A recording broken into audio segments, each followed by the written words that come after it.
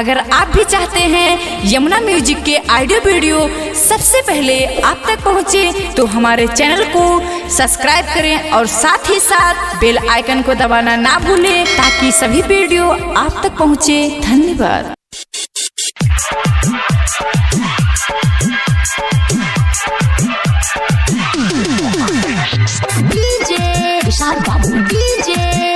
माँ Vaishno recording studio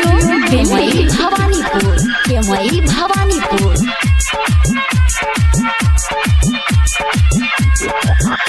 तोहर याद बाटे जनुआवत हमें खूब तड़पावेला। तोहर याद बाटे जनुआवत हमें खूब तड़पावेला। देखल चाहे ये अखिया ये सोना, रोज तड़प के आंसू बहावेला। देखल चाहे ये अखिया ये सोना, रोज तड़प के आंसू बहावेला। तोहर याद बाटे जनुआवत हमें खूब तड़पावेला। तोहर याद बाटे जनुआवत हमें खूब तड़पावेला।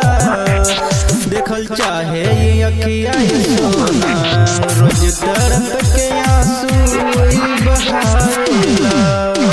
देखल चाहे ये अखिया ये सोना, रोज तड़प के आंसू बहावेला।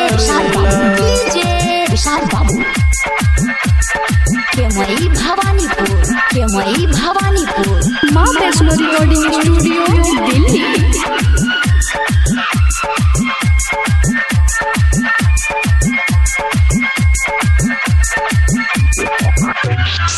तू रहलू सुन साथी हमार, छोड़ करू तू जान हो। तू रहलू सुन साथी हमार, छोड़ करू तू जान हो।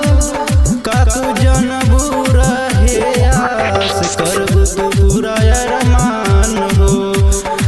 काकू जनबू रहे आस, करबू तू बुरा अरमान हो। जिंदगी बेकार बा भइल, केहू गले न लगावेला। देखल चाहे ये अखिया ये सोना, रोज तड़प के आंसू बहावेला। देखल चाहे ये अखिया ये सोना, रोज तड़प के आंसू बहावेला।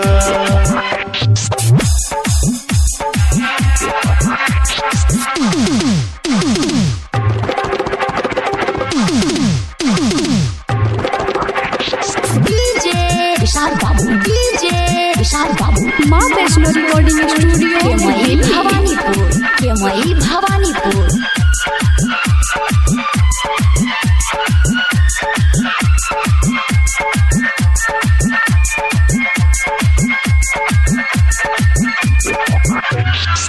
प्यार के बंधन साथ रहे,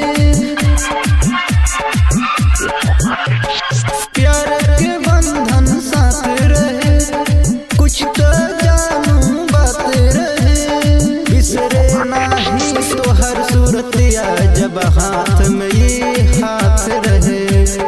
बिसरे नाही तोहर सूरतिया जब हाथ में ये हाथ रहे। तन तो सुनिल जन काहे खुद अपने के जलावेला।